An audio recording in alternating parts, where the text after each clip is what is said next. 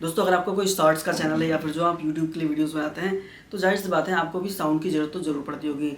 दोस्तों अगर आप ऐसे में जो है कहीं इधर उधर से या फिर गूगल से जो है साउंड्स को डाउनलोड करते हैं तो उस पर जो है कॉपीराइट का इशू बना रहता है। तो दोस्तों आज मैं आपको 2 ऐसी वेबसाइट के बारे में बताऊंगा जहां पर जाके जो आप अपने यूट्यूब चैनल के लिए जो बिल्कुल फ्री में जो है साउंड्स को डाउनलोड कर सकते हैं और किसी भी तरीके का जो कॉपीराइट का इशू नहीं आएगा। तो दोस्तों पहली वेबसाइट है mixkit.com, दूसरी वेबसाइट है pixabay.com।